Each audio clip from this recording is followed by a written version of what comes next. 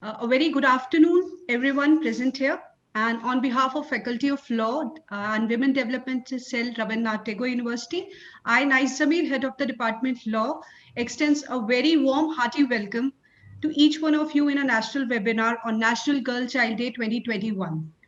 I take this privilege to warmly welcome our today's speaker, respected Dr. Vibhanshu Sir, ex-member MP State Commission for Protection of Child Rights, Government of Madhya Pradesh, ex-member of State Child Protection Society, Government of Madhya Pradesh. Welcome, sir. A very warm welcome, sir. I also take this privilege to welcome my respected Professor Mona Purohit ma'am, Head of the Department and Dean, Faculty of Law, Barkatullah University, Bhopal. Welcome, ma'am. Welcome, welcome. So much nice. I also welcome Dr. Deepti Maheshwari, Dean, Department of Law and Chairperson, Women Development Cell, Rabindranath Tagore University. I welcome Dr. Kiran Mishra, Head of the Department, Education Department, Head of the Department Education, and Secretary of Women Development Cell, Rabindranath Tagore University. I also welcome Dr. Nilesh Sharma, sir, Dean, Department of Law. Welcome, sir. And on the most important note, I welcome all the students and participants present over here. And now, without wasting any time, moving further towards the speakers, because I know मुझे कोई सुनना नहीं चाहेगा, topic ऐसा है, as a girl child, सब लोग सुनना चाहेंगे कि what is the क्या आजकल है इसमें. But before moving on that, I would just like to give a brief of a National Girl Child Day 2021 to everyone. As India celebrates National Girl Child Day each year on January 24th, and the day is an initiative of the Ministry of Women and Child Development and focuses on the need to address the challenges that girls faces in Indian society due to gender biases. The purpose of the day is also to change the attitude of society towards girl. And we have also kept the theme that value the girl child. And in this year, in 2021, Madhya Pradesh government will celebrate National Child Day with the theme of Aware Girl Child Able Madhya Pradesh under the scheme of Beti Bachao and Beti Padhao. And the state also has observed the National Girl Child Week 2021. So without wasting any time, but before going on to the speakers, my Dean, Dr. Nilesh Sharma, would like to say a few words. Over to you, sir.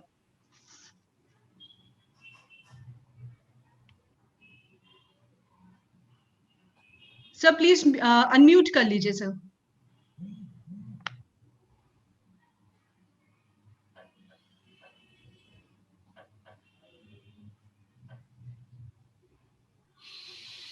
Sir, kindly unmute. Yes, sir.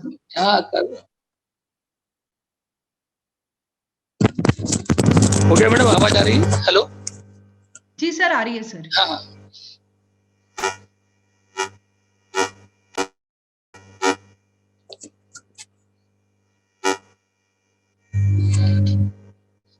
Hello, greeting to one and all present here.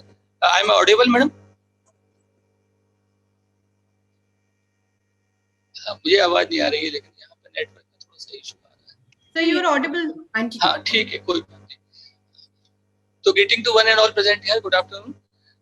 Before we begin this national webinar on the value of the culture, organized by Department of Law R&D with Women Development Cell on the occasion of National Girls Child Day, here I want to say some few words.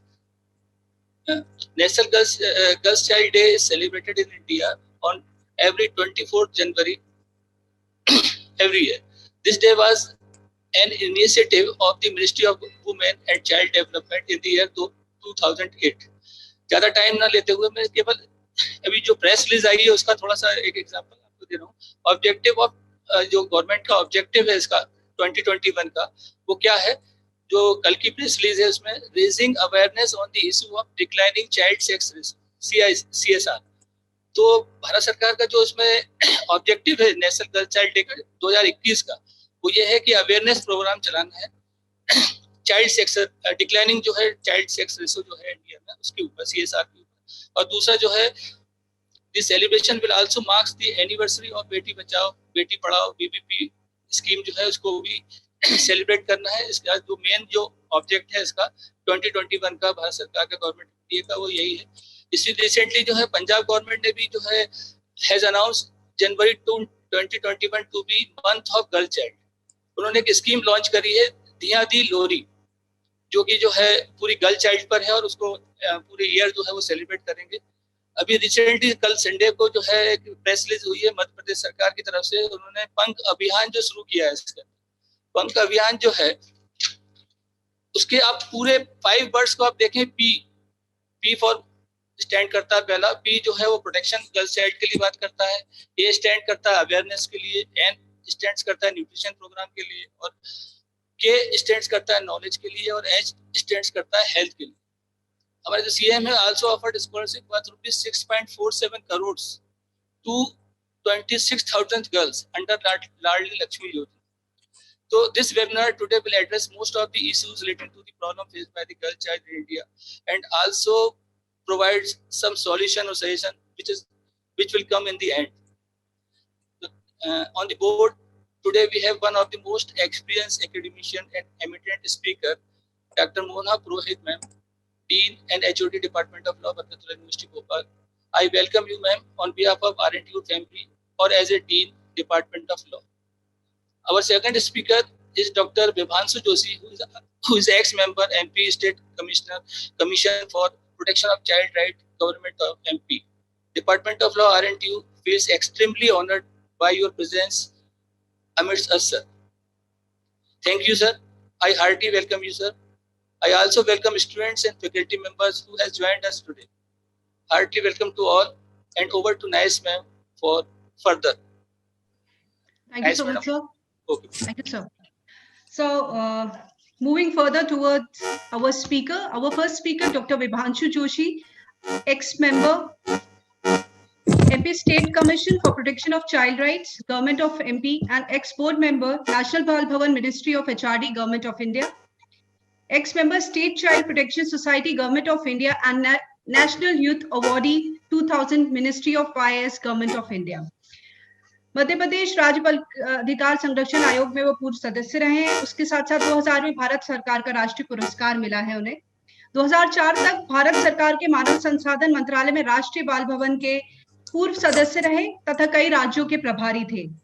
Delhi में पंडित बिरजू महाराज द्वारा नायक पुरस्कार दिया गया है उनको। और अगर मैं इस तरीके से इसको पढ़ती जाऊंगी और आप लोगों को बताती जाऊंगी तो लिस्ट इतनी लंबी है कि काफी टाइम लग जाएगा, क्योंकि जब मैंने सर का प्रोफाइल पूछा तो सर का प्रोफाइल मेरे पास 15 पेज का आया। आई वॉज लाइक कि मैं कहाँ से उठाऊं और कहाँ से नहीं। So it was very difficult for me, but मैंने कुछ चीजें उसमें से निकाल के आप लोगों के साथ शेयर करी। So I welcome you sir, and moving forward toward our webinar, over to you sir. I request you to please give your few words. Thank you sir, over to you. आज के इस girl child day पर जो seminar है, national webinar है, उसमें सभी का मेरी जो स्माइली लाइव है सभी का स्वागत करती है, अभिनंदन करती है। एक तो सबसे अच्छी बात ये रही कि मुझे मैडम मोना पुरोहित जी के बाद नहीं पहले बोलने को कह दिया गया, वरना वो यदि बोल देती तो मेरे पास कुछ बोलने को रहता ही नहीं। तो आई एम बीइंग प्रिविलेज्ड कि मैं पहले बोल लूंगा। तो मोना जी के पास तो इतनी सारी जानकारियां हैं कि उनको जो बचा हुआ है वो जरूर बोलेंगे। नहीं सर, आप प्रैक्टिकल बोलेंगे, I know that very well, we will.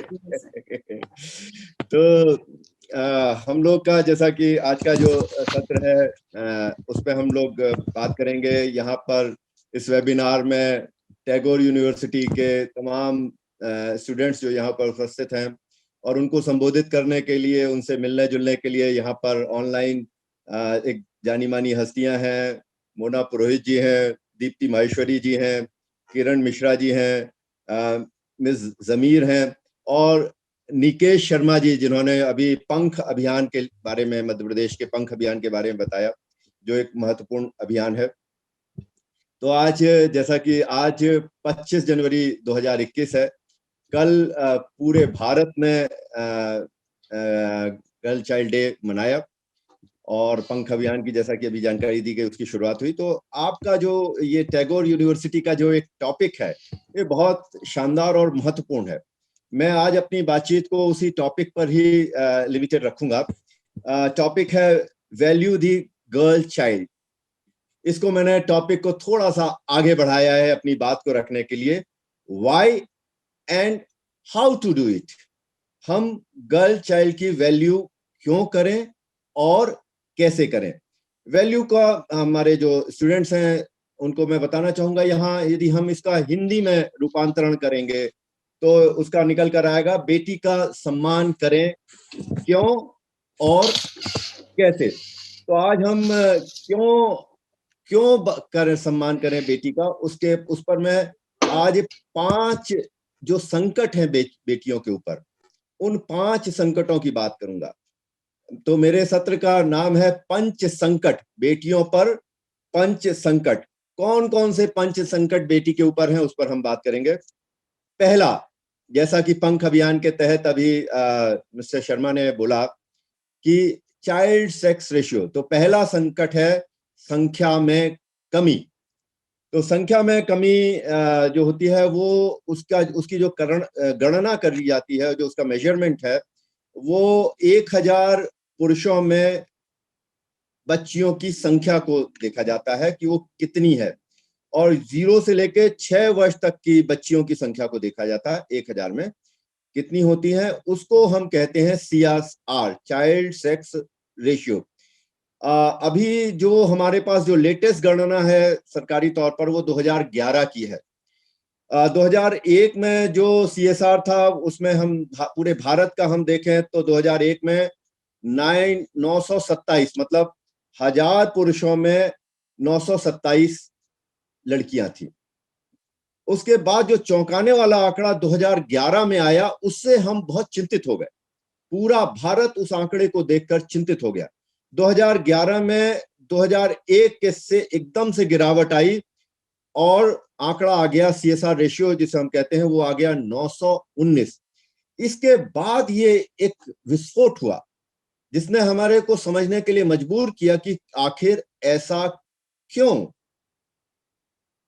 उस समय जो 2011 के आंकड़े हैं उसमें हरियाणा वाज द लोएस्ट, वहां पर 1000 पुरुषों में सिर्फ 834 बच्चियां थी। मध्य प्रदेश में वो आंकड़ा थोड़ा सा अच्छा था, शानदार नहीं था, थोड़ा सा अच्छा था, वो था 918। तो जो पहला संकट जिसकी हम लोग बात कर रहे हैं बच्चियों के ऊपर पंच संकटों में, वो है संख्या में कमी। स्वयं तत्कालीन 2015 में तत्कालीन महिला एवं बाल विकास मंत्री जी ने एक उद्बोधन में अपने आप में कहा था कि प्रतिदिन 2000 बेटियां मार दी जा रही। तो ये एक चिंता का विषय था, इसलिए हमें वैल्यू ऑफ गर्ल चाइल्ड करना पड़ेगा। दूसरा संकट, बेटियों की सुरक्षा। बेटियों को मासूम समझकर उन पर अपराध किए जाते हैं। हमारे जो समाज है उसकी, व्यक्तियों की और समाज की जो बच्चियों के प्रति जो संवेदनशीलता है वो शून्य हो गई है। घर से बाहर दोनों जगह बेटियां असुरक्षित हैं। जो NCRB, national crime record bureau के जो आंकड़े लगातार हमें बताते हैं वो बताते हैं कि बच्चियों के साथ अपराधों की संख्या लगातार बढ़ रही है। अपहरण हो, हत्या हो, बाल विवाह हो, ट्रैफिकिंग हो या साइबर क्राइम, ये बच्चियों के साथ लगातार बढ़ रहे हैं।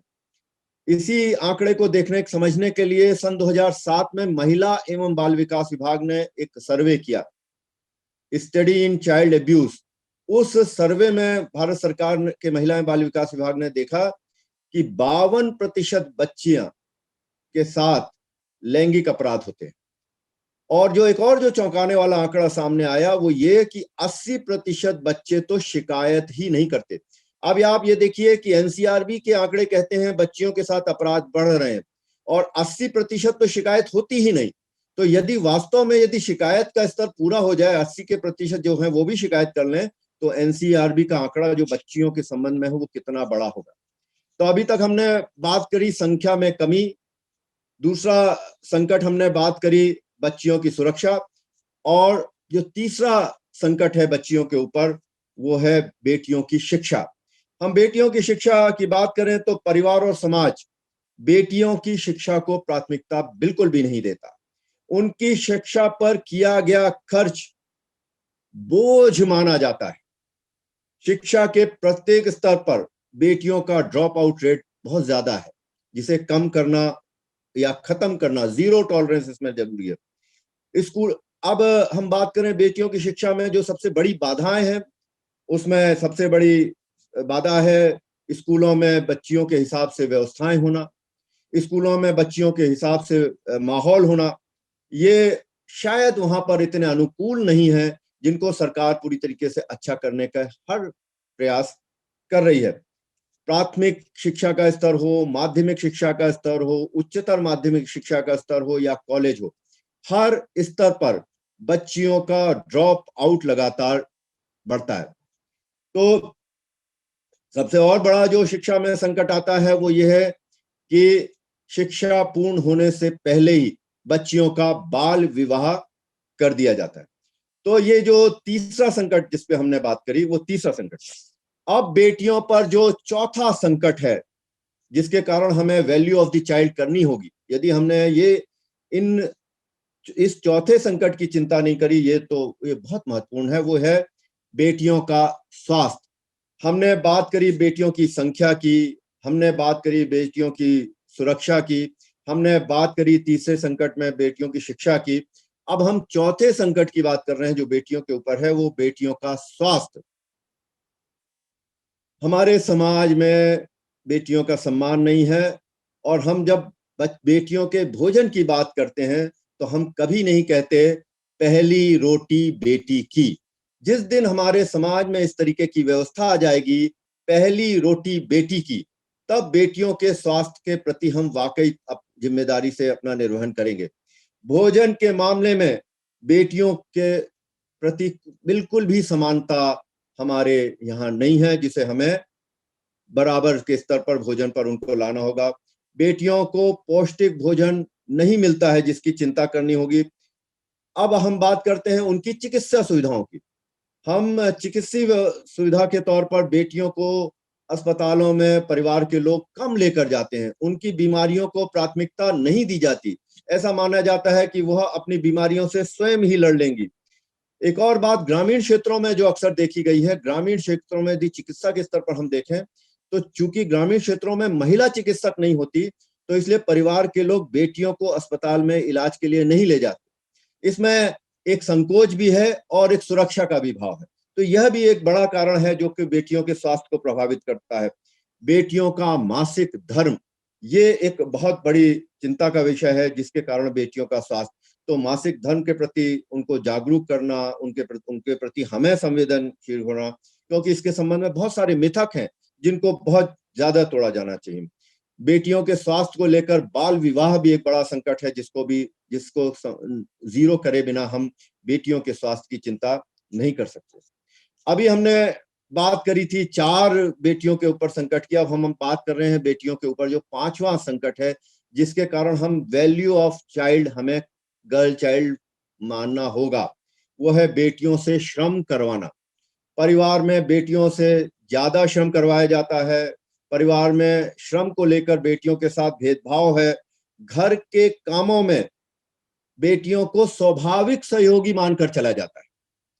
पारिवारिक कार्यों में दक्षता होना उनका गुण माना जाता है।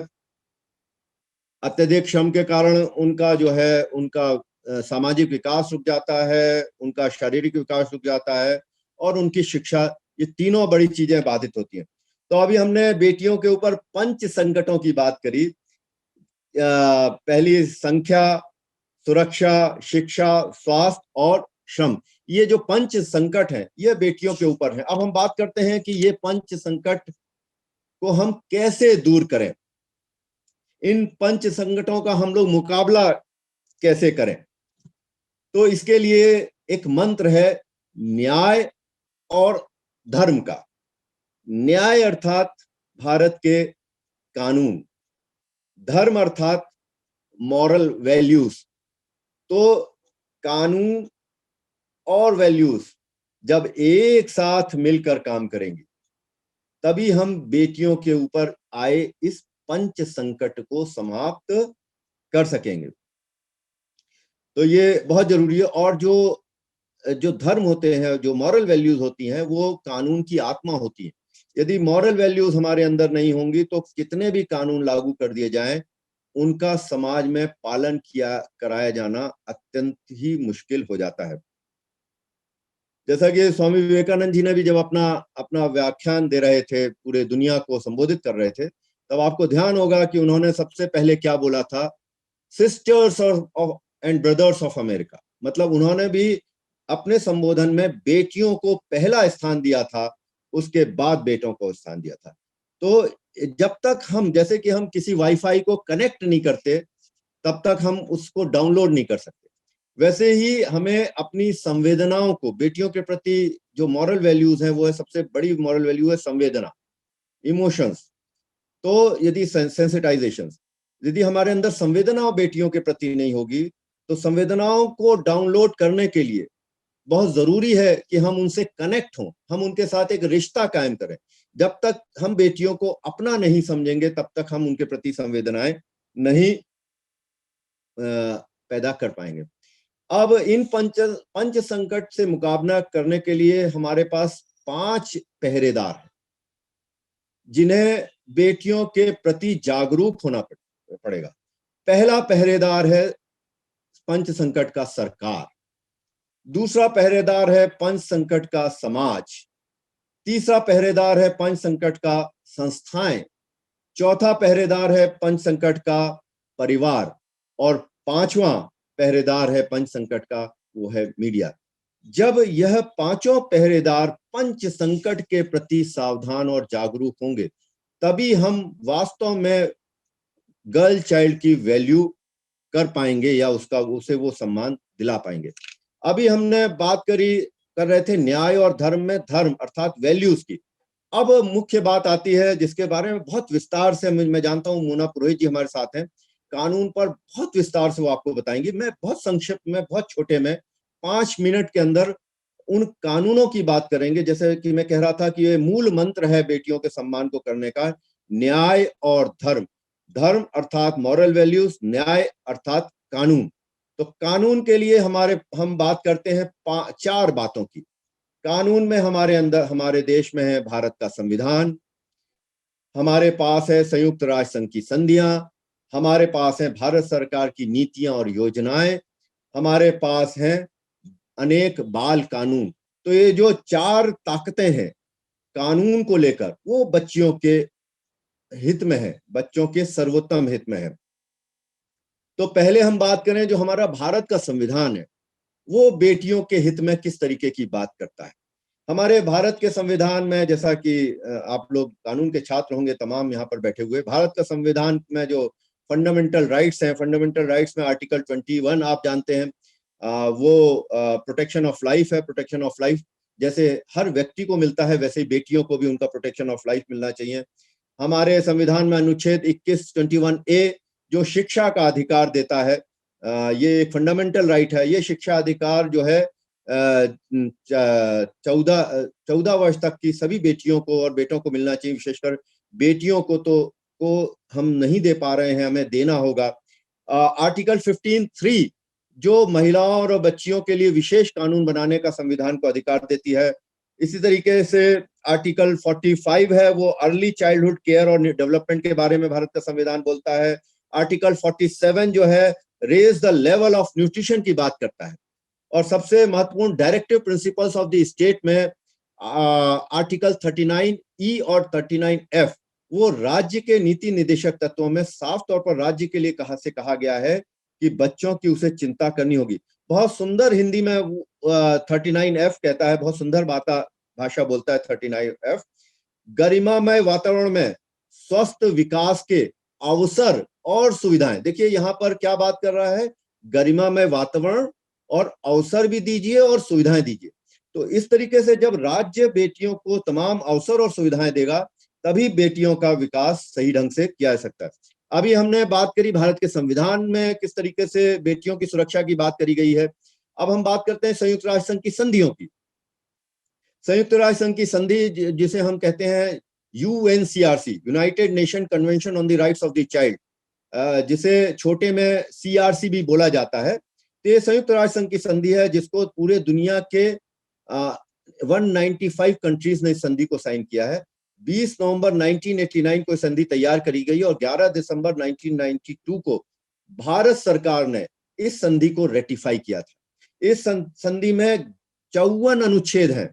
ये 54 अनुच्छेद जो है वो right to life, right to development, right to protection और राइट टू पार्टिसिपेशन की बात करते हैं। तो हम जब बच्चियों को इस संधि के अनुसार, चूंकि भारत सरकार ने इस संधि को रेटिफाई किया है, तो इस संधि के अनुसार जितने भी 54 आर्टिकल्स हैं वो भारत सरकार के लिए बाध्य हैं कि उनमें लिखे हुए चारों अधिकार बच्चियों को मिलें। अभी हमने बात करी भारत के संविधान में कैसे बच्चियों के हित में है, हमने अभी बात करी संयुक्त राष्ट्र संघ की संधियां बच्चों के हित में कैसे हैं। अब हम बात करते हैं भारत सरकार की नीतियां और योजनाएं बच्चियों के हित में कैसे हैं, कौन से हमारे पास टूल्स हैं जिसके तहत हम गर्ल चाइल्ड की वैल्यू कर सकते हैं, बेटियों का सम्मान करें। पहली नीति 1974 में आई जिसमें यह कहा गया कि बच्चा जो है सुप्रीमली इंपॉर्टेंट एसेट है। उसके बाद 2003 की नीति आई, 2013 की नीति आई। ये सभी नीतियां बच्चों के सर्वोत्तम हित में बात करती रही हैं। फिर 2016 में नेशनल प्लान ऑफ एक्शन आया है जिसमें बाकी काफी विस्तार से बच्चियों की सुरक्षा के लिए हम क्या क्या कर सकते हैं, कैसे कर सकते हैं, उसके बारे में बताया गया है। अभी हम लोग बात कर रहे थे एक बहुत बड़े अभियान की जो भारत के लिए स्वर्णिम दिशा देने वाला है, वो है बेटी बचाओ बेटी पढ़ाओ। 22 जनवरी 2015 को भारत के यशस्वी प्रधानमंत्री श्री नरेंद्र मोदी जी ने पानीपत हरियाणा में इस अभियान की शुरुआत करी थी। मुझे याद आ रहा है उस कार्यक्रम में स्मृति ईरानी जी थी, तत्कालीन महिला एवं बाल विकास मंत्री मेनका गांधी जी थी, और रिमझिम बारिश ऊपर से हो रही थी और एक ऐसा खुशनुमा माहौल था जिससे लग रहा था कि यह अभियान पूरी तरीके से सफल होगा, और हुआ भी। इस अभियान की घोषणा के बाद बेटियों के संरक्षण में काफी फायदा हुआ और काफी हद तक यह अभियान सफल हुआ है। ठीक इसी तरह ये बेटी बचाओ बेटी पढ़ाओ अभियान में बेटियों को बचाना भी है, उनको जीवन पर्यंत पढ़ाना भी है। इसके आगे हम लोग बेटियों की योजनाओं, बेटियों के लिए योजनाओं की बात करें तो ICDS योजना के तहत आंगनवाड़ी चलते हैं जो हर मोहल्ले में उनको स्थापित किया गया है। NRC सेंटर्स हैं जिनको हम न्यूट्रिशन रिहेबिलिटेशन सेंटर्स बोलते हैं, ये हर जिला अस्पताल में होते हैं। फिर SNCU होते हैं, सिक न्यूबॉर्न केयर यूनिट्स, जो बच्चे जल्दी पैदा हो जाते हैं या स्वस्थ पैदा नहीं होते उनको यहाँ पर रखा जाता है, उनको बचाने की पूरी कोशिश की जाती है। यह भी हर जिला अस्पताल में होते हैं। भारत सरकार की एक और महत्वपूर्ण योजना है जो बेटियों को बचाने के लिए लागू की गई है, वो है वन स्टॉप सेंटर। हाल में ही माननीय प्रधानमंत्री श्री मोदी साहब ने वन स्टॉप सेंटर्स की काफी बड़ी संख्या को पिछले दिनों ही घोषित किया है, जिनको खोला जा रहा है। काफी बड़ी संख्या में खुल चुके हैं वन स्टॉप सेंटर और काफी अन्य जिलों में, हर प्रत्येक जिलों में एक वन स्टॉप सेंटर की व्यवस्था की जा रही है। वन स्टॉप सेंटर में 6 प्रकार की सुविधाएं बच्चियों को मिलेंगी। वहां बच्चियों को कानूनी सलाह मिलेगी, काउंसलिंग मिलेगी, चिकित्सीय व्यवस्था मिलेगी। इस तरीके की 6 सुविधाओं को वहां उनके रहने की भी व्यवस्था, जरूरत पड़ने पर कुछ समय के लिए वहां रहने की व्यवस्था है। इस तरीके से एक और योजना जो बच्चियों की सुरक्षा के लिए है वो चाइल्ड लाइन, उसका नंबर मेरे तमाम साथी जो इसको सुन रहे हैं वो लिख लें, 1098। ये 24/7 24 घंटे भारत सरकार की मदर योजना है, भारत सरकार द्वारा पूरी तरीके से वित्त पोषित है, और ये 24/7 ये इसका 1098 नंबर है। इसमें लगाकर आपको कभी भी ऐसा लगता है कहीं भी बेटी के साथ किसी भी तरीके का अपराध हो रहा है तो आप इसमें शिकायत कर सकते हैं और इस पर कार्रवाई होगी। तो इस तरीके से भारत सरकार की मैंने अभी आपसे बात करी योजनाएं। अब हम बात करते हैं ऐसे कानून जो बच्चियों की सुरक्षा के लिए, जिन पर विस्तार से मोना पुरोहित जी आपको यहाँ आज बताने वाली हैं। मैं उन कानूनों को संक्षेप में आपको बता दूं। लगभग 7 तो ऐसे बड़े महत्वपूर्ण कानून है जो सीधे तौर पर बच्चियों की सुरक्षा के लिए हैं, जिसमें से पहला कानून है पॉक्सो एक्ट, लैंगिक अपराधों से बाल बालकों का सुरक्षा अधिनियम 2012, ये कानून 14 नवंबर 2012 को भारत में लागू हुआ था। ये लैंगिक अपराधों से, 4 तरीके के लैंगिक अपराधों से बच्चियों को बचाने के लिए, बच्चों को बचाने के लिए किया गया है। इसमें बच्चियों को फोकस करते हुए काफी बड़ी व्यवस्थाएं करी गई हैं। इसमें सजा भी है और प्रक्रिया का भी प्रावधान है, और शिकायत जो है वो मैंडेटरी है इस कानून में, धारा 19 और 21 के तहत। दूसरा जो कानून बच्चियों की सुरक्षा की है वो बाल विवाह प्रतिषेध अधिनियम 2006। इसमें साफ तौर पर कहा है विवाह को नल और वॉइड माना जाएगा। यदि विवाह हो चुका है, बाल विवाह, तो अपील करने पर ये नल और वॉइड घोषित किया जा सकता है। इसमें कड़ी सजा के भी प्रावधान किए गए। उम्र जैसा कि हम जानते हैं 18 और 21 इसमें उम्र है। फिर है बाल और किशोर श्रम अधिनियम 1986। 1 सितंबर 2016 को भारत सरकार में इसमें काफी बड़े संशोधन किए हैं। और ये पहले जब शिक्षा का अधिकार अधिनियम नहीं आया था तब ये कानून 1986 का था। शिक्षा का अधिकार अधिनियम 2009 आने के बाद 1 सितंबर 2016 में इस कानून में काफी बड़े परिवर्तन किए गए हैं, जो इस बात की उद्घोषित करते हैं कि बच्चियों से किसी भी तरीके का काम, यदि वो 14 वर्ष से कम उम्र की हैं, तो नहीं कराया जाएगा। परिवार में कुछ काम उनसे करवाया जा सकता है, लेकिन उसके लिए कुछ उपबंध इस कानून में स्पष्ट तौर पर दिए गए हैं। पीसीपीएनडीटी एक्ट, जैसा कि शुरुआत में मिस्टर शर्मा बोल रहे थे कि चाइल्ड सेक्स रेशियो को रोकने के लिए पीसीपीएनडीटी एक्ट 1994, जो लिंग जांच का जिस तरीके से अस्पतालों द्वारा दुरुपयोग किया जा रहा था और बेटियों को गर्भ में ही मार दिया जा रहा था और उसके कारण बेटियों की संख्या सीधे तौर पर प्रभावित हो रही थी, उसको रोकने के लिए पीसीपीएनडीटी एक्ट 1994 देश में लागू किया गया है। किशोर न्याय अधिनियम 2015, किशोर न्याय अधिनियम 2015 में बेटियों के लिए रिहेबिलिटेशन प्लान है, बेटियों की सुरक्षा के लिए बाल कल्याण समिति है, बेटियों की सुरक्षा के लिए किशोर न्याय बोर्ड इसमें बनाए गए हैं। छठवां जो एक बहुत बड़ा कानून है वो सीपीसीआर एक्ट 2005, जिसके अंतर्गत देश में राष्ट्रीय बाल आयोग और राज्य में राज्य बाल अधिकार संरक्षण आयोग बनाए जाते हैं, जो बेटियों की सुरक्षा के लिए काम करते हैं। और सबसे महत्वपूर्ण जो बेटियों को आगे बढ़ाने के लिए, जैसा कि हमने अभी तक हम बात कर रहे थे बेटी बचाओ, और जब हम बात करते हैं बेटी पढ़ाओ की, तो बेटी पढ़ाओ के लिए जो सबसे बड़ा कानून देश में है वो शिक्षा का अधिकार अधिनियम 2009, निःशुल्क और अनिवार्य बाल शिक्षा का अधिकार अधिनियम 2009, जो बात करता है 6 से 14 वर्ष तक के बच्चों की, जिसमें बेटियां शामिल हैं, और 8वीं क्लास तक की शिक्षा दी जानी चाहिए। इस अधिनियम का जो बड़ा ध्येय है वो बेटियों से जोड़कर देखा जाना चाहिए। इस अधिनियम में 3 बड़े ध्येय लिए गए हैं। वो पहला है एडमिशन, बेटियों का स्कूल में एडमिशन होना चाहिए। अब यह कानून यही नहीं रुकता, उसके बाद यह कानून कहता है बेटियों की अटेंडेंस, पहले एडमिशन हो फिर उनकी अटेंडेंस भी देखी जाए, यदि वो स्कूल में क्यों नहीं आ रही है जिसकी भी जांच करें। फिर तीसरा ध्येय बड़ा है वो कंप्लीशन, एडमिशन, अटेंडेंस, कंप्लीशन, ये तीनों बड़े ध्येय के साथ, मतलब बच्ची जब स्कूल, पहले तो बच्ची का स्कूल में एडमिशन हो, फिर बच्ची स्कूल रोज आए, फिर तीसरा ध्येय कि बच्ची की शिक्षा पूरी हो। ये 3 बड़े ध्येय के साथ शिक्षा का अधिनियम 2009 लागू किया गया। बस 1 मिनट में मैं अपनी बात और खत्म करने वाला हूँ, जिसके बाद हम सब मिलकर मोना पुरोहित जी को सुनेंगे और उनसे मैं बहुत सीखता हूँ। She is just like a teacher also. देखिए, थोड़े की जरूरत है, कानून है, योजनाएं हैं, जरूरत है तो उनको प्रभावी ढंग से लागू करने के लिए।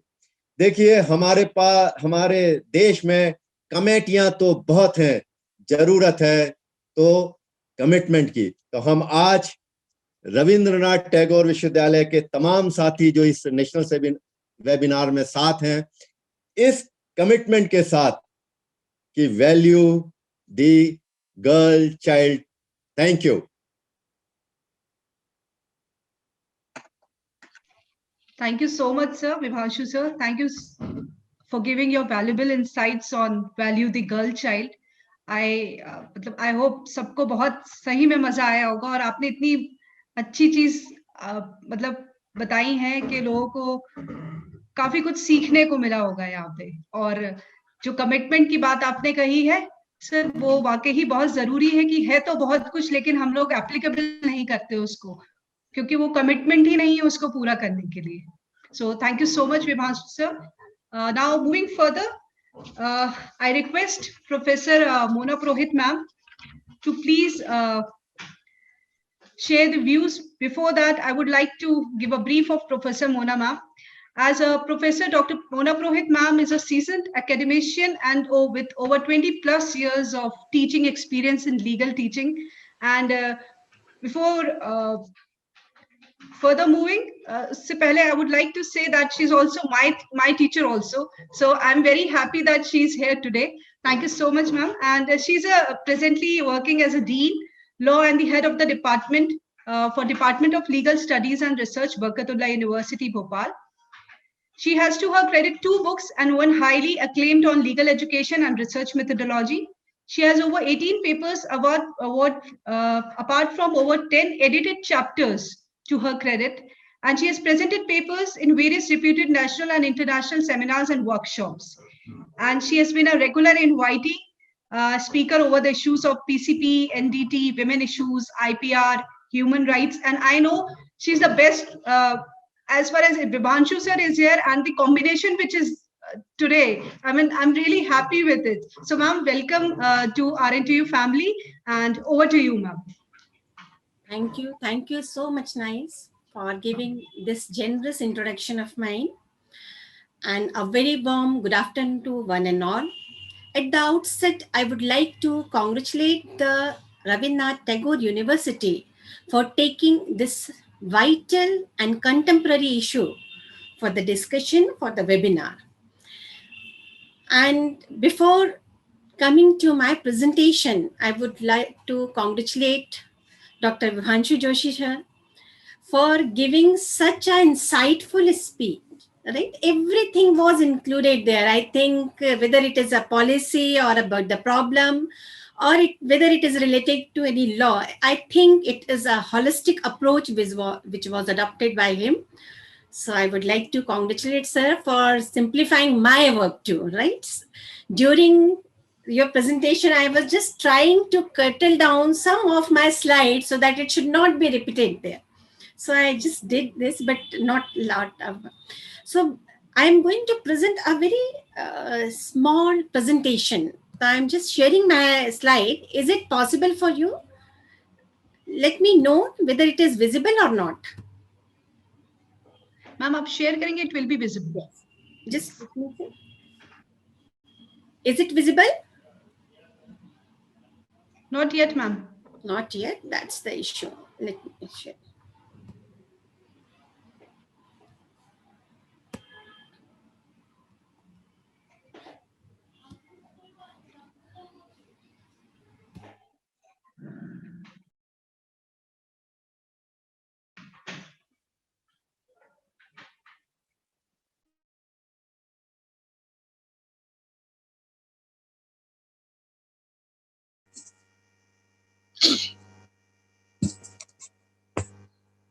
रमन सर, थोड़ा सा टेक्निकल इशू तो आ रहा है, चेक कर लीजिए आप।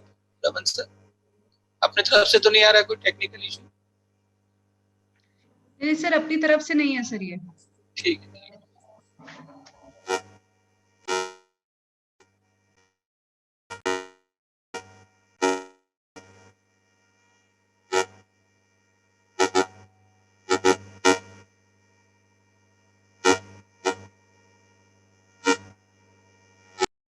I think कुछ issues से मैम out हो गए, तो she'll be joining us in a few minutes, so kindly be patient.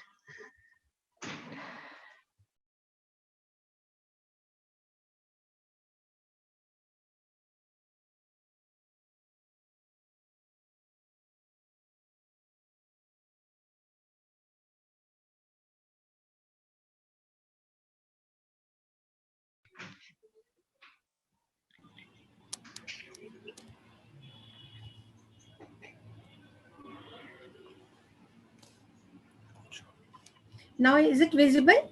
Yes, ma'am. Okay. Thank you. Thank you.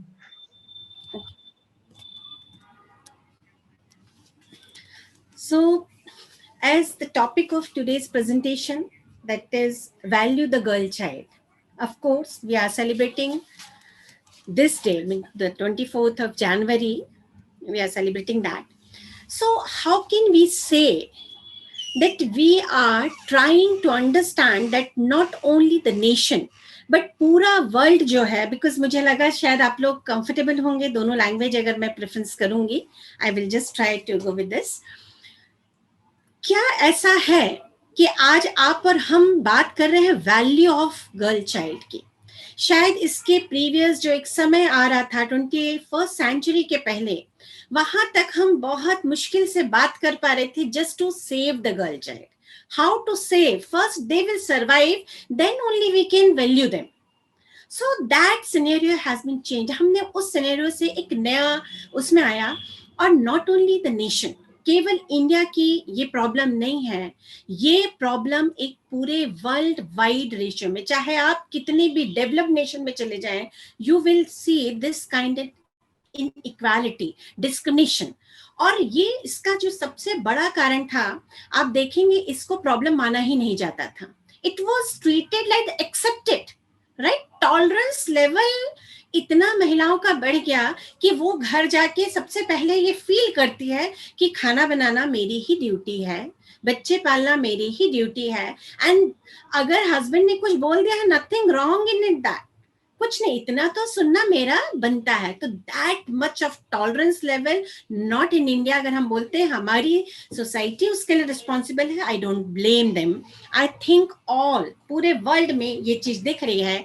And because of that 2030 जो है उसको एक बना दिया गया है, टारगेट कर दिया गया है यूएन के लिए कि यूएन इसको किस तरीके से विमेन के रूप में स्टेप करेगा.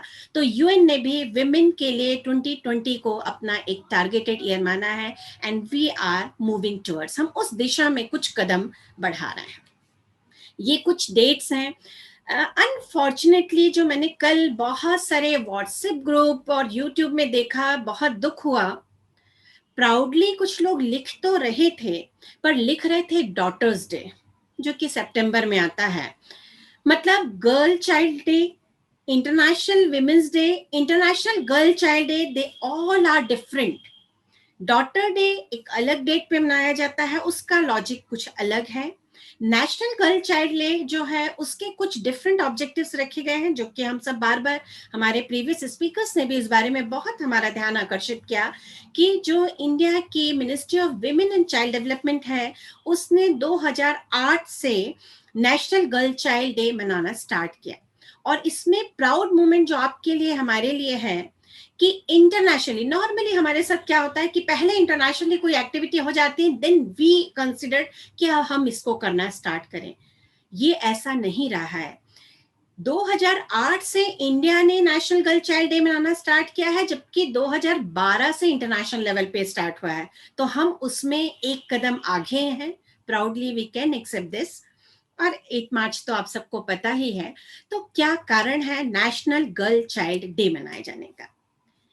इतनी चीजों में मैं आपका एक सबसे बड़ा ध्यान दूंगी कि क्यों हमको ऐसा फील होता है कि we are bigger one to provide something. कुछ चीजें हम लड़कियों को दे सकते हैं. ये एक स्टोरी जो बिल्कुल रियल स्टोरी है, और हम और आप जैसे जो ह्यूमन राइट्स के जानने वाले लोग हैं, वो इस स्टोरी को अगर रिलेट नहीं कर पाए कि महिलाएं ही हैं जो विश्व में ह्यूमन राइट्स लेके आई हैं, तो शायद बहुत बड़ा एक मिसिंग पॉइंट होगा. आपको ये मालूम होगा कि एक बहुत आपको ऐसा लगेगा कि it is a fascinating story. एक सरोन जो है एक किंग थे, बस बहुत शॉर्ट में इस स्टोरी को मैं आपको बताना चाह रही हूँ. एक किंग थे और 2 ब्रदर और एक सिस्टर की एक फैमिली थी. वहां पे एक ब्रदर जो थे इटोल्स, वो इटोल्स जो थे वो रूलर के फेवर में रहे, जो किंग थे उनके साथ थे, वॉर हो रहा था. और जो उनके सेकंड ब्रदर थे पॉलिनीज, पॉलिनी जो थे वो किंग के विरोध में लड़ रहे थे, वो उनके एंटी थे. अब दोनों ब्रदर हैं, एक और है इटोल्स और दूसरे और है पॉलिनीज. दोनों ब्रदर हैं, दोनों एक किंग के फेवर में हैं, और दूसरा ब्रदर जो है वो किंग के अगेंस्ट वॉर में थे.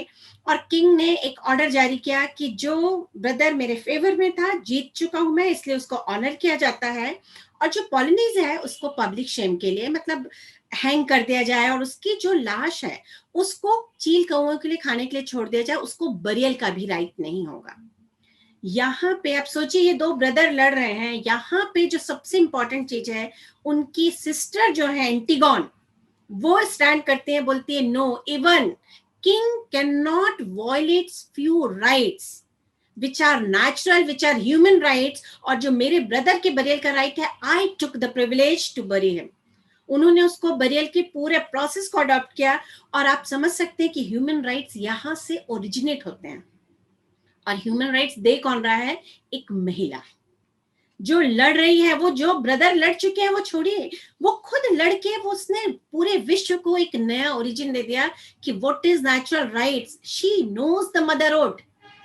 वहां से मदरहुड के बिना उसकी लाइफ शायद कहीं है नहीं। वो जानती है कि पेन के बाद भी लाइफ दी जा सकती है, लाइफ आ सकती है जिंदगी में, और उस पेन को इसने यहाँ पे फील किया अपने ब्रदर के लिए। तो शायद इससे बड़ा एग्जाम्पल नहीं हो सकता कि आप और हम उन अधिकारों को आज एक्सप्लॉइट कर रहे हैं, उन अधिकारों को आज यूज कर पा रहे हैं जो एक लेडी ने दिए थे, वहीं से बर्थ दिए।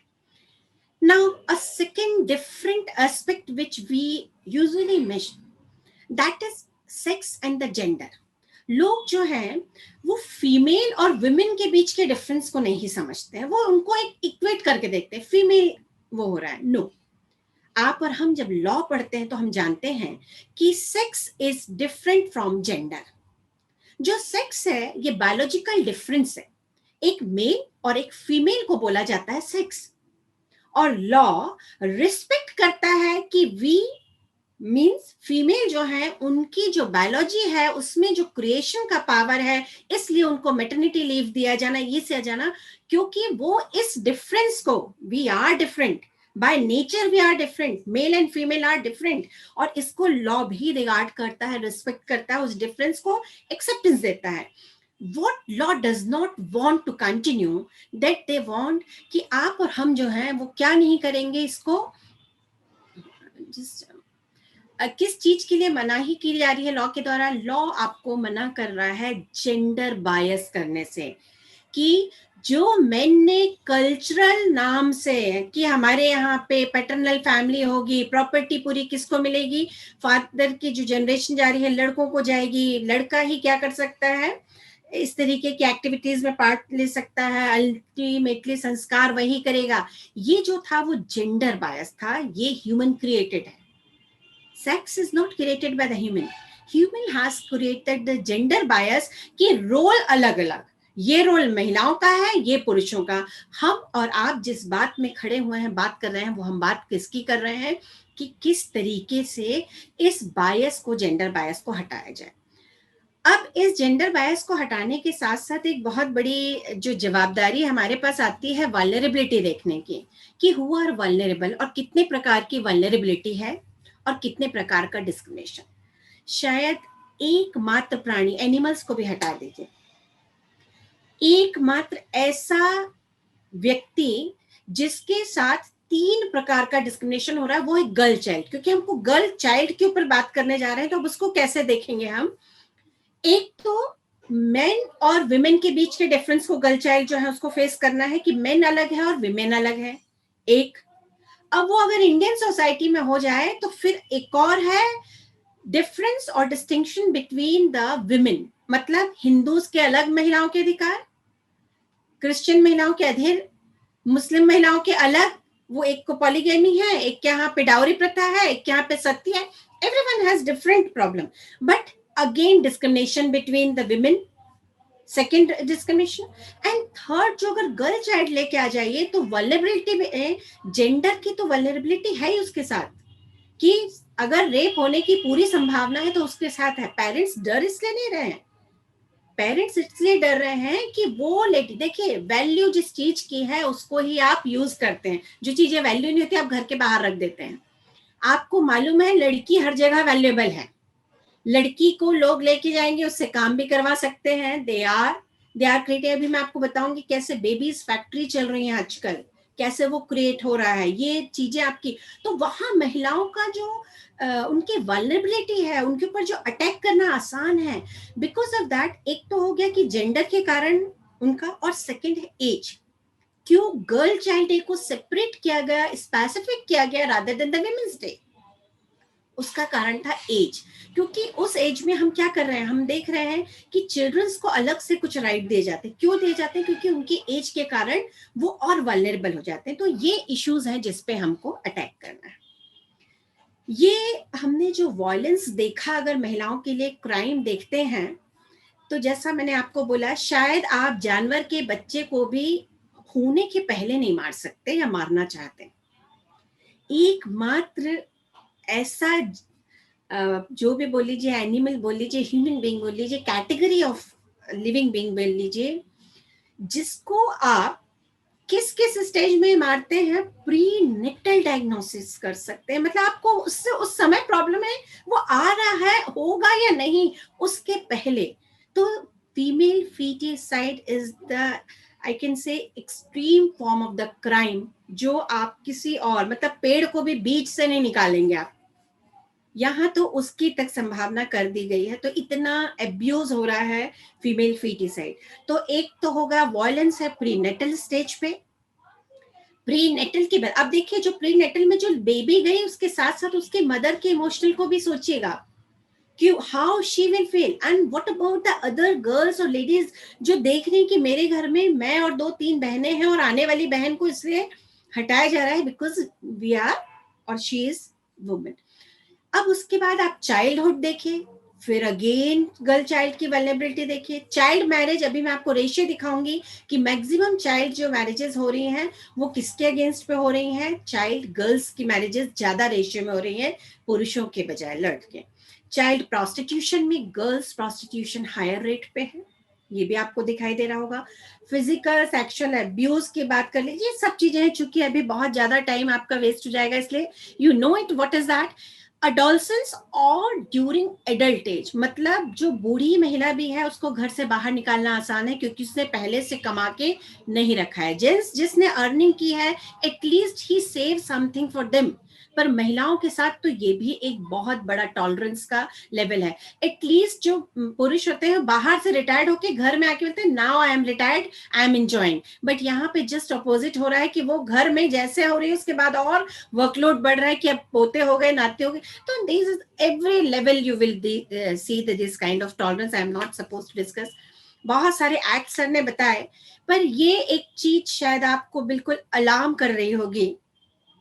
जो था शारदा एक्ट 1921 में बन चुका था, वो सब हटा दिया भी जाए, बच्चों को भी छोड़ दिया जाए कि मैं अपना जो करना चाहता हूँ। ये एक रेशियो आपको दिख रहा होगा, 1 साल की लड़की की मैरिज होती है, कभी इमेजिन करिए, 1 ईयर डॉटर।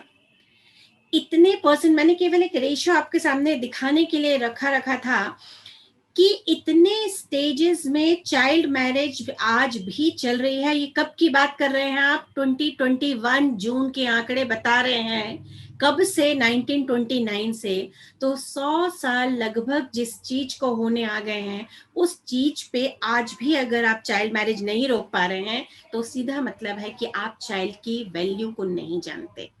कितने तरीके की चाइल्ड मैरिजेस हो रही हैं, नंबर मैं इसमें बताने की जरूरत नहीं है। केवल ये देख लीजिए कि 87 केसेस हैं जिसमें 1 साल से कम की लड़की की शादी पॉसिबल है। मेरे ख्याल से बहुत है ये आपके लिए सोचना समझना। एक तो हो गया चाइल्ड मैरिज, मेरे ख्याल से सर बता चुके हैं, इस लिस्ट पे नहीं जा रही हूँ, आप जानते भी हैं व्हाट इज चाइल्ड। दूसरा ह्यूमन ट्रैफिकिंग। अगर ह्यूमन ट्रैफिकिंग देखते हैं तो सबकी होती है, लेकिन उसमें फिर अंडरलाइन करके देख लीजिए विमेन की ज्यादा, और उसमें गर्ल चाइल्ड सबसे ज्यादा ह्यूमन ट्रैफिकिंग। ठीक है, चाइल्ड मैरिजेस में रेशियो 50% ज्यादा है, मतलब जितने गर्ल्स बॉयज की होती है 50% रेशियो ज्यादा होता है महिलाओं की मैरिज का। इससे ज्यादा 75% मोर रेशियो है ट्रैफिकिंग का। तो आप समझिए काहे के लिए हो रही है ह्यूमन ट्रैफिकिंग, वो अंडरलाइन करके देखें। परचेज की जा रही है, लोगों को बेचा जा रहा है, not for only sex purpose, वो तो हमको लगता है, पर बॉन्डेड लेबर बनाया जा रहा है। क्योंकि लेबरिंग का वर्क बेटर कौन कर पा रही है? गर्ल। मतलब बेटर होना यहाँ पे एक्सप्लॉयटेशन का कारण है शायद। ऑर्गन हार्वेस्टिंग हो रही है, उनके ऑर्गन्स ज्यादा प्रॉपर वर्क कर रहे हैं साइंटिफिकली।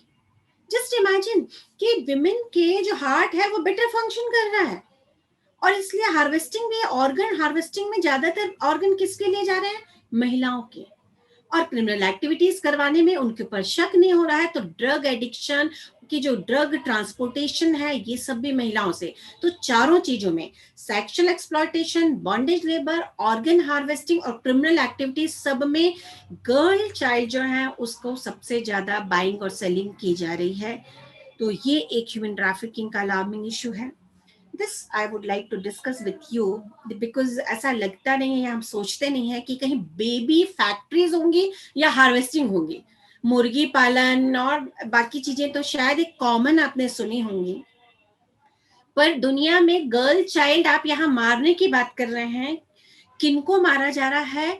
जो पेरेंट्स अपने बच्चों को मार दे रहे हैं कि आगे फ्यूचर वो नहीं देख रहे हैं। यहाँ पे सेक्स कार के लिए बच्चों को एनकरेज किया जा रहा है, पेरेंट्स को, या तो उनको खरीदा वो किया जा रहा है, या बच्चे पैदा करने के लिए बच्चों को रखा गया है। They are producing more girl child, और उन गर्ल चाइल्ड को इन सेक्स ट्रैफिकिंग के वर्क में लगाया जा रहा है। दिस इज मतलब एक ऑर्गेनाइज्ड क्राइम चल रहा है। इसके ऊपर मैंने अभी बहुत इंपॉर्टेंट, उसमें ह्यूमन ट्रैफिकिंग के ऊपर एक डिस्कशन था, उसमें था, मैं इसका बहुत रेशियो था, पर यहाँ पे आपके लिए उतना, बस इतना समझ लीजिए कि ऐसी भी कोई फैक्ट्रीज हो सकती हैं जहां पे बेबी गर्ल चाइल्ड प्रोड्यूस की जा रही है। एक और आप और हम मार रहे हैं गर्ल चाइल्ड को, पर उस गर्ल चाइल्ड को प्रोड्यूस किया जा रहा है इलीगल एक्टिविटीज के लिए। तो क्या जा रहा है विश्व, मुझे नहीं मालूम। जैसे अगर आप बात करते हैं कि किस तरीके से इनका वॉयलेशन होता है, तो दोनों है। सिविल डिस्क्रिमिनेशन भी फेस करते हैं, क्रिमिनल तो है ही बहुत सारे। सिविल में पॉलीगेमी एक बहुत बड़ी प्रॉब्लम है। लोग जरूर बोल देते हैं कि प्रथा के कारण ऐसा हो रहा है। हम लॉ को चेंज करते हैं according to the need of the society. जिस समय ये था उस समय इट कुड बी वैलिड, मान सकते हैं उस समय की परिस्थितियों में ये जस्टिफाइड था। पर आपको लगता है एक लड़की की मैरिज एक बार होने के बाद वो अपने मरते दम तक ये सोचते रहे कि मेरा हस्बैंड फ्री है, कभी भी जाके सेकेंड, थर्ड और फोर्थ वाइफ मैरिज करके ले आएगा? डू यू थिंक ये उसके साथ मॉरली कुछ गलत नहीं हो रहा है? मॉरली तो वो हर बार दुख में होगी।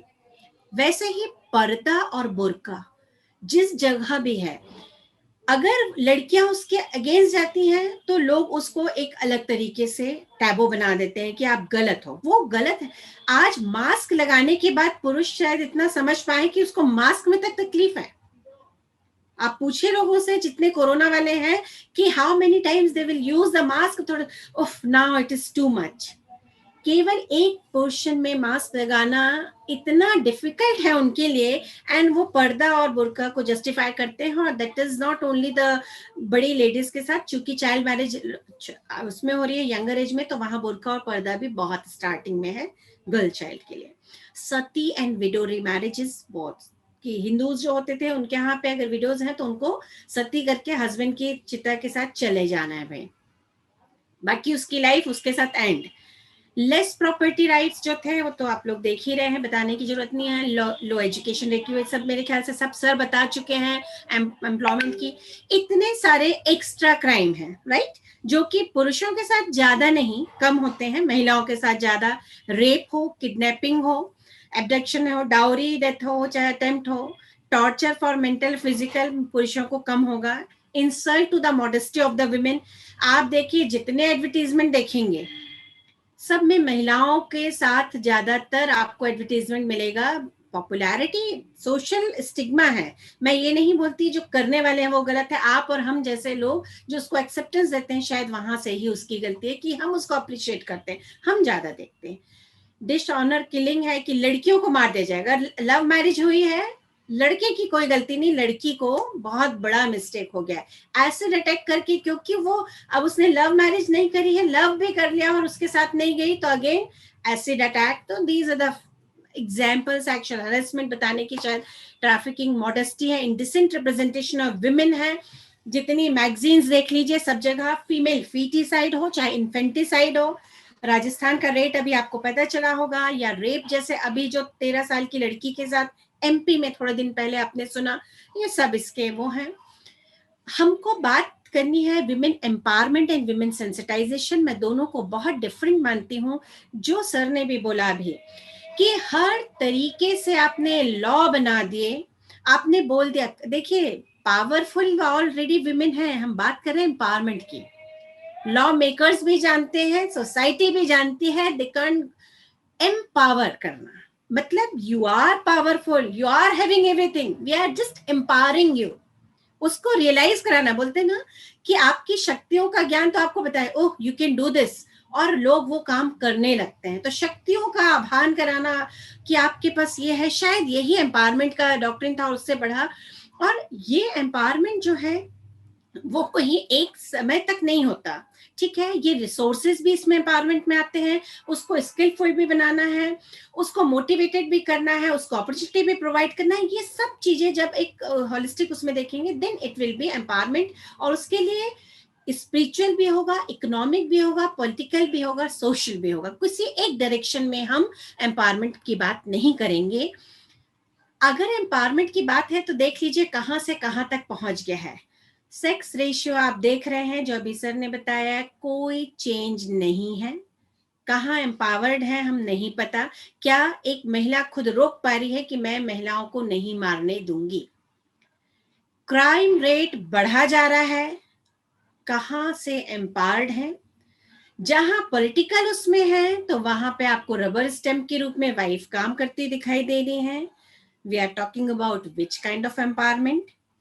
यदि आप होम या वर्क प्लेस पे देखते हैं तो रोल कॉन्फ्लिक्ट आपको दिखाई देता है, तुम ये काम कर लो, मैं ये काम कर लूंगा। इवन विमेन खुद बोलती है हम ये काम नहीं करेंगे और ये करेंगे जो भी।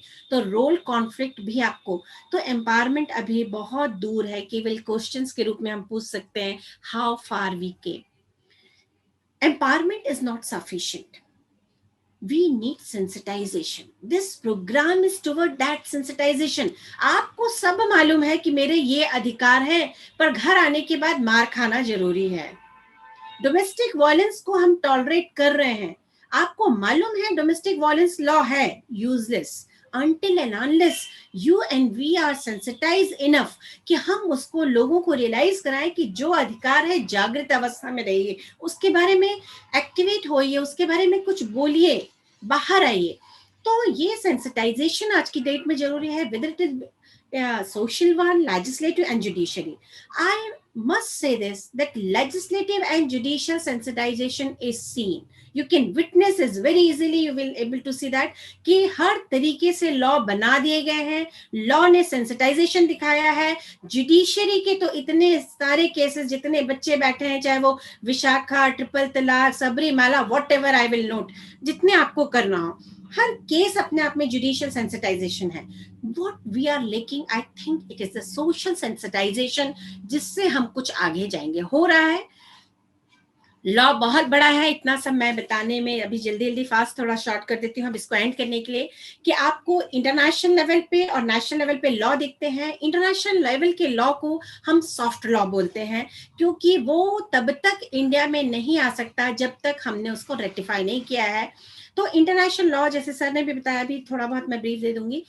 और नेशनल लॉज हैं, नेशनल में भी जो हम लॉ हैं उसको डिवाइड करते हैं कॉन्स्टिट्यूशन में, एंड देन लेजिस्लेशन में, देन जजमेंट में, और लॉ। जो लेजिस्लेशन होता है that is again of two part, general legislation and the special one, और सिविल एंड क्रिमिनल।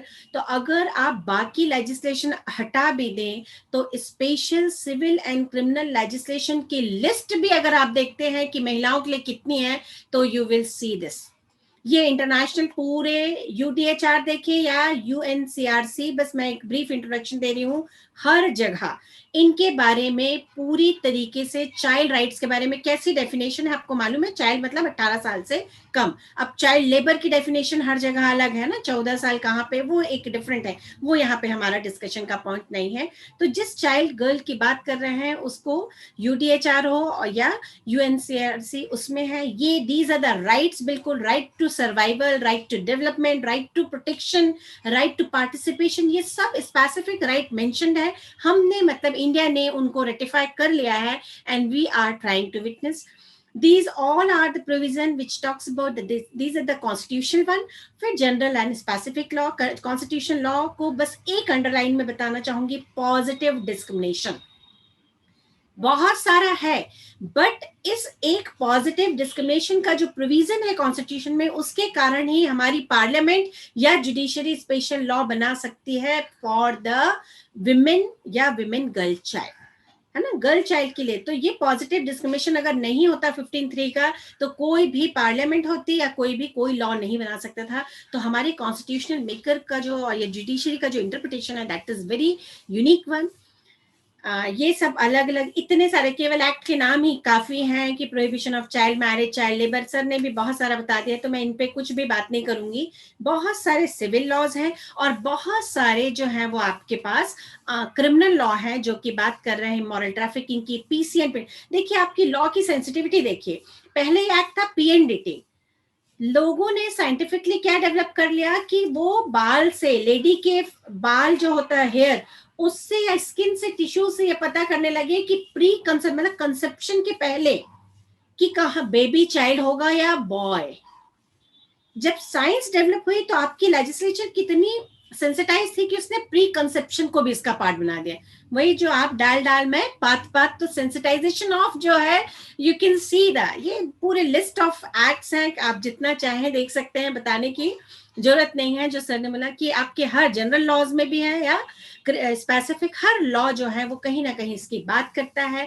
ये स्पेसिफिक चाइल्ड लेबर की जो प्रोहिबिशन रेगुलेशन की बात है, इसके अंतर्गत जो इंपॉर्टेंट प्रोविजन आपको याद रखना चाहिए, it is not prohibition only, it is regulation. मतलब आप और हम अपनी इंडिया की परिस्थितियों को समझ रहे हैं कि अगर 14 साल के ऊपर कोई लड़की अपना बाकी चीजें नहीं कर पा रही है और वो कुछ अर्न करके अपने आप के साथ सर्वाइवल चाहती है, तो आपका लॉ उसको प्रोवाइड करता है कि हाँ 14 ईयर्स से 18 ईयर्स तक भी कुछ जगहों पे आप काम करके अपने आप के सर्वाइवल या डेवलपमेंट के लिए काम करेंगे। पॉलिसीज आर एम्पल, मैंने बताया कुछ जो आपकी स्कीम सर बता चुके थे वो सब मैंने डिलीट कर दी, जस्ट फॉर योर रेफरेंस कि there are number of action policies which can be implemented in proper way पे। इस जो डे है उसके जो ऑब्जेक्टिव्स हैं वो बहुत सारे हैं कि इनइक्वालिटीज जो हो रही है गर्ल्स फेस कर रही है उनको कैसे रिमूव किया जाए, लोगों में अवेयरनेस हो कि लोगों के एजुकेशन में राइट है, उनका हेल्थ के एजुकेशन के जो इम्पोर्टेंस है उसके ऊपर दिया जाए, लोगों में सेंसिटाइजेशन, जो मैंने बोला इनर कंसाइंस आपका बोले I am doing something wrong at my home, कोई भी चीज घर से स्टार्ट हो तो पीपल को सेंसिटाइज करना, महिलाओं को अपॉर्चुनिटी बाहर प्रदान करना, लोगों को पता होना कि ह्यूमन राइट्स ज्यादा इंपॉर्टेंट है, बाद में गर्ल चाइल्ड के राइट्स की बात आप करें, जेंडर डिस्क्रिमिनेशन कम हो जाए। These are the few blooming faces which will recognize कि आप और हम कुछ कर सकते हैं। शायद यही हमारे जो पास्ट है वो भी इतना ब्राइट था, तो फ्यूचर के लिए हम एक होप लेके आ सकते हैं।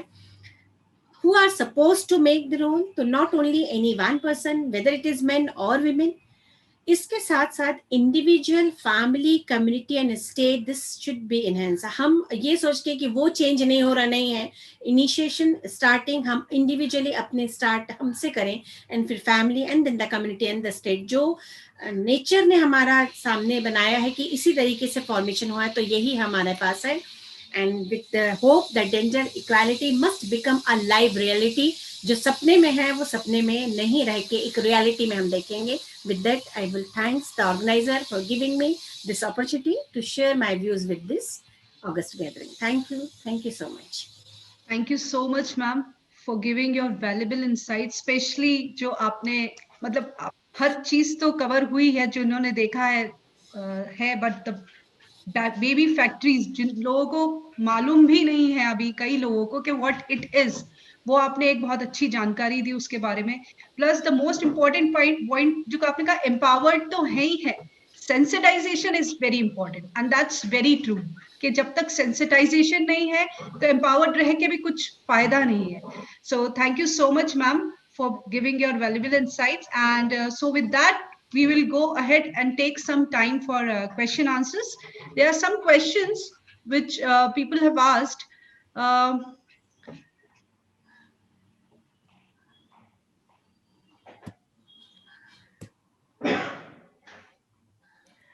Respected ma'am, what are the respective precautions we can take, and how can one take initiative to change this concept within society? So sir, how can one take initiative to change this concept within society? Vibhanshu Joshi मेरे से। जी sir. देखिए, जहाँ तक society में इस change को लाने के लिए, जैसा कि मैंने कहा कि सेंसिटाइजेशन बहुत होना चाहिए, हमें कनेक्ट करना होगा। जब तक हम बच्चियों से अपने आप को कनेक्ट नहीं करेंगे, जैसे कि गोस्वामी तुलसीदास जी कहते हैं कि भय बिन प्रीत न हो गोसाई। जब सागर उनको रास्ता नहीं दे रहा था तो भय की प्रीत। तो देखिए, समाज में दो तरीके की प्रीत होती है। एक प्रीत होती है, रिश्ते की प्रीत होती है, दूसरी होती है भय की प्रीत। तो भय की प्रीत के लिए कानून है और रिश्ते की प्रीत के लिए हमें उससे कनेक्ट करना होगा। तो हमें दो तरीके की प्रीत है। हम जब तक रिश्ता कनेक्ट नहीं करेंगे तब तक हम उसके प्रति संवेदनशील नहीं होंगे। हमें उसे अपने के साथ अपना समझना होगा। ट्रू। जी, ओवर। बिल्कुल बिल्कुल सर। मैम एक क्वेश्चन है कि देर आर मैम आपसे कि there are so many laws made already, जैसा हम सभी जानते हैं और आपने बताया भी अभी, but we are not able to implement these and what is needed for change. I mean क्या लिखना चाह रहे, इज इट ओनली लॉ और समथिंग मोर देन दैट, जैसा मैम ने ऑलरेडी बता चुके। So ma'am over to you. देखिए, लॉ बनना किताबों तक सीमित है, जो मैंने आपसे बोला। बनाने का काम, सेंसिटाइजेशन आपकी पार्लियामेंट ने कर दिया, गवर्नमेंट ने कर दिया, बन के लॉ आ गया। जिस दिन किसी लड़की के साथ कोई अपराध हो रहा है, आप और हम में से कितने लोग उसके साथ खड़े होंगे? क्या थाने जाने से आप डरेंगे? क्या आप ये सोचेंगे कि मेरी बहन है तो उसके साथ क्राइम है, मेरी वाइफ या मेरे घर में बहुओं के साथ कुछ हो रहा है तो वो गलत नहीं हो रहा है? आपको देखिए, डोमेस्टिक वायलेंस एक्ट में प्रोविजन दिया गया है कि अगर किसी के घर में आपको कुछ क्रुएलिटी की, वायलेंस की वॉइस आती है, आवाजें आती है, आप फील करते हैं, तो इवन एक पड़ोसी बाहर का व्यक्ति जाके रिपोर्ट लिखा सकता है। कितने लोग जाते हैं? क्या आप और हमको ये लगता है कि अगर घर में किसी के पहुंचे हैं और चाय जेंट्स ने बना के पिलाई है तो कुछ गड़बड़ हो गया है? Women should make a T for the family. अगर आप उसमें से हैं तो परिवर्तन आपसे स्टार्ट कर दीजिए, मेरी आपसे ये उम्मीद होगी। बिल्कुल सही कहा मैम आपने। और इस पे मैं एक चीज बोलना चाहूंगी कि स्पेशली फॉर गर्ल्स ही है ये चीज कि अगर जो सोसाइटी का परसेप्शन है ma'am, this is what I feel is कि अगर आपने प्यार से या मुस्कुरा के किसी से बात भी कर लिया तो उसका मतलब बोलते हैं कि पूरा कैरेक्टर पे एक ऐसे लिखा जाता है। I should not say these words, but this is true. It's true. मैं वही बोल रही हूँ, जो Yeah. Mindset of the society है उसमें आप और हम सब रह रहे हैं। अगर एक महिला के ऊपर आपने कैरेक्टर पे क्वेश्चन लगाया है तो कोई ना कोई मेल भी तो उसके साथ इन्वॉल्व है। True. Whether you are questioning them or not. तो ये हर किसी, एक व्यक्तिगत नहीं है। मुझे लगता है कि हर व्यक्ति की अपनी सोच बदलना जो है वही एक अल्टरनेट है। बिल्कुल बिल्कुल। मैम आगे क्वेश्चन को ले जाते हुए इसमें एक स्टूडेंट एक क्वेश्चन पूछ रहे हैं कि do military allowed girls on the field of like Kargil, Siachen? Yeah, it is.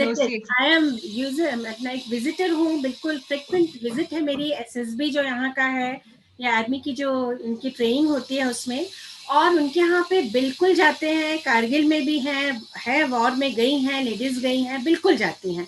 देखिए, कुछ रेस्ट्रिक्शंस मैंने जैसे आपको बताया, law regards difference of female and male. आपको मैटरनिटी लीव पुरुषों को नहीं दी जाएगी, लेडीज को दी जाएगी। चाइल्ड केयर लीव लेडीज को दी जाएगी। लोग ऑब्जेक्शन लेते हैं। ये रिगार्ड है कि वो क्रिएशन का पावर रखती हैं अगर, तो उनको कुछ एक्स्ट्रा आपको देना पड़ेगा। पैटर्नल लीव 15 डेज की पुरुषों को है कि आपको केयर करना है, वहां पे आपके पास काम होगा। तो जिसका जो रोल है, तो यहाँ दो चीजों में डिफरेंस है। एक है जो बाय नेचर हमारे पास है, उसको रिगार्ड आपका लॉ भी करता है। आपने जो मैंने बताया ना, जेंडर जो बना दिया है कि ये जो स्टीरियोटाइप बना रखा है, ये करेगा, ये करेगा, लड़का आ गया तो फुटबॉल ही खेलेगा, ये करेगा। तो लड़कियों ने बताया कि भाई आई एम अ पायलट, आप बताइए कौन सा रोल करना है, let us do, and they are performing well.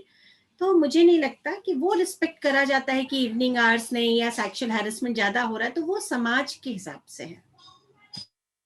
बिल्कुल बिल्कुल बिल्कुल। ये बात बहुत सही बोली मैम आपने कि मेल्स ऑब्जेक्ट करते हैं कि हमें पैटर्निटी लीव क्यों नहीं मिलती, क्योंकि paternity leave is for 15 days। देखिए वही बोल रहे हैं कि जो आपने कर रखा है कि अल्टीमेटली अगर थोड़े दिन बाद ये पॉसिबल होगा कि चाइल्ड को बर्थ मेल दे रहे हैं साइंस टेक्नोलॉजी डेवलपमेंट के साथ, तो I think they will claim, they can. बिल्कुल बिल्कुल। सर विभांशु सर, आपसे एक क्वेश्चन है लास्ट कि there are number of laws for girl child but still many girls and women are not aware, तो गवर्नमेंट इसमें क्या कर रही है? So what government is doing, के कैसे लोगों तक पहुंचाएं इसको? जी, बहुत अच्छा सवाल आपने किया।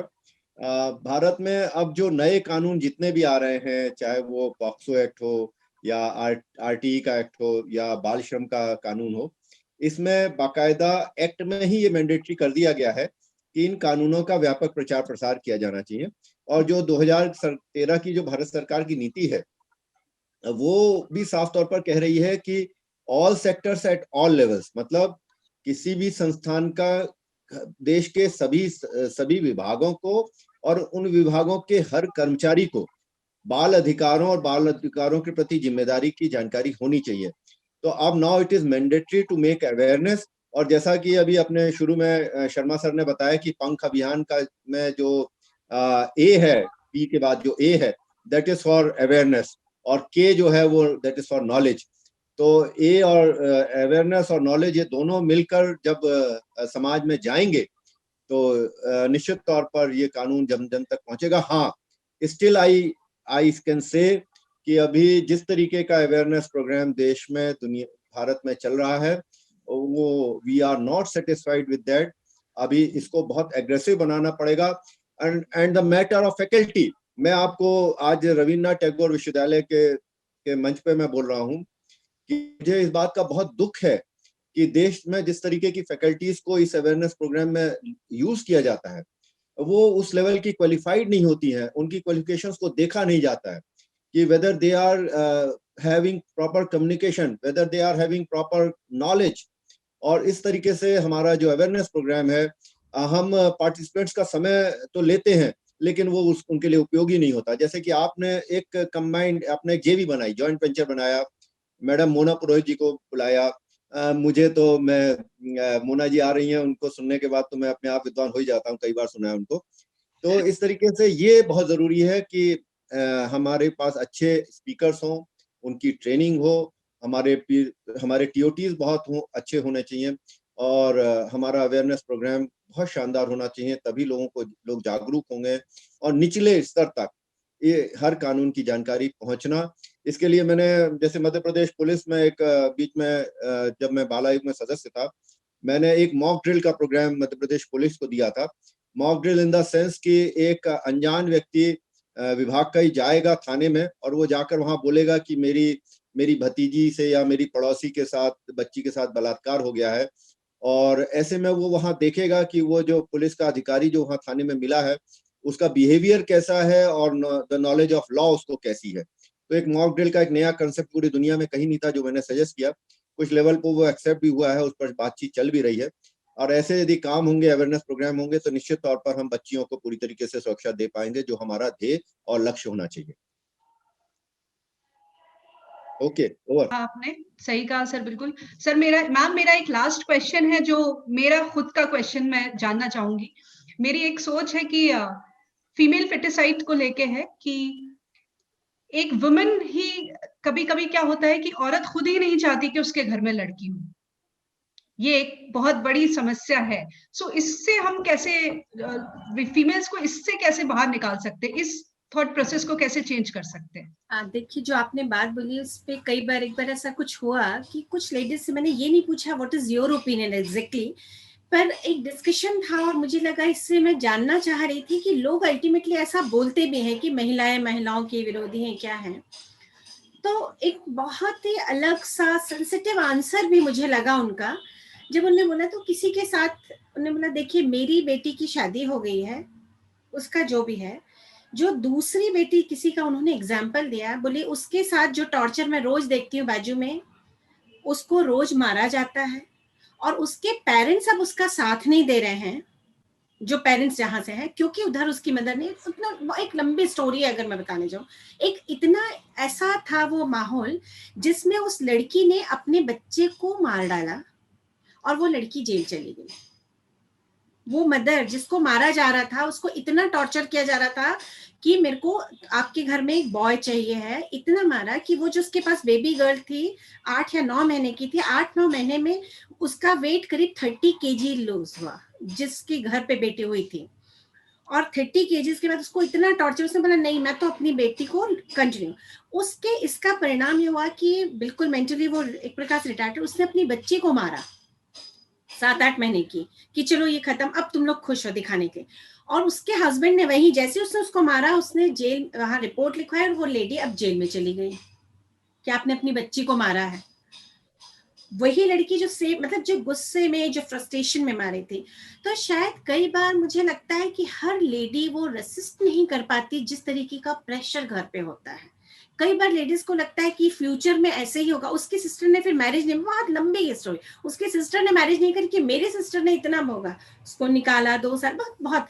पर ये जो चीजें, कुछ इंसिडेंसेस हैं वो हमको बता रहे हैं कि एक छोटी बच्ची के साथ रेप बहुत आसानी से हो रहा है। उसकी मदर सोचती है इससे अच्छा लड़का होता तो ये नहीं होता। डाउरी की डिमांड वहां बार बार होती है। शादी करने में आज भी जो माइंडसेट चेंज नहीं होने के कारण शायद वो भी कई बार फ्रस्ट्रेटेड फील करती है कि मेरे से ज्यादा, मैं तो जो टॉर्चर सहन कर रही हूँ मेरे साथ वो ना करे। तो शायद ऐसे बहुत से एग्जाम्पल हैं जो ये बताते हैं उसकी खुद की सोच से ज्यादा इस बात का फर्क पड़ता है उसने खुद ने क्या सहा है, उसके साथ जो परिस्थितियां बनी हैं, लोगों ने उसको उस समय कैसा ट्रीट किया है। वो नहीं चाहती कि मेरी, उसके लिए तो वो लाइफ है, उसकी तो जान है कि मेरा बच्चा वो फर्दर सफर करे। हर शायद यही एक मुझे कारण लगता है कि बहुत सेंसिटिव हो जाते हैं विमेन, कि जो बाकी लोगों को देखते हैं कोई सफर ना करे, हमारे यहाँ बच्चे, शायद ये कारण है। Thank you so much ma'am. मेरे को क्लैरिटी हुई है काफी हद तक इसके बाद, बिकॉज मैं सीरियसली नहीं सोच पाती थी कि ऐसा लोग फीमेल्स क्यों सोचती हैं। तो वाकई जो वो फेस करती हैं और जो वो आसपास देखती हैं, फिर वो नहीं चाहती कि उनके बेबी के साथ हो। So thank you so much ma'am, and thank you so much sir. Now moving further, I would request Dr. Deepti Maheshwari ma'am for giving vote of thanks to our speakers. Over to you ma'am. Thank you nice ma'am. नमस्कार, मेरा नाम doctor Deepti Maheshwari, I am a dean faculty of commerce and chairperson women development cell, Rabindranath Tagore university Bhopal. आप सभी को सबसे पहले national girls child day की बहुत सारी शुभकामनाएं, बहुत बहुत बधाई। On the behalf of institute of law and women development cell, ये मेरे लिए बहुत बड़ा प्रिविलेज है कि आज मुझे अपने दोनों मुख्य वक्ताओं को धन्यवाद देने का नाइश मैम ने मौका दिया, उसके लिए नाइश मैम को सबसे पहले धन्यवाद। इसी के साथ सबसे पहले मैं वेबिनार के प्रथम वक्ता डॉक्टर विभांशु जोशी जी को बहुत बहुत धन्यवाद देना चाहती हूँ, जिन्होंने इस वेबिनार में अपने विचारों को हमसे साझा किया, साथ साथ वुमेन राइट्स पर सर ने बहुत अच्छे से चीजों को बताया। आई होप कि सारे जितने पार्टिसिपेंट्स आज हमारे साथ जुड़े थे उन सभी को बहुत सारी इंफॉर्मेशन मिली होगी। सर का बहुत बहुत हृदय से धन्यवाद। इसी के साथ मैं प्रोफेसर मोना मैम का बहुत बहुत आभार व्यक्त करती हूँ।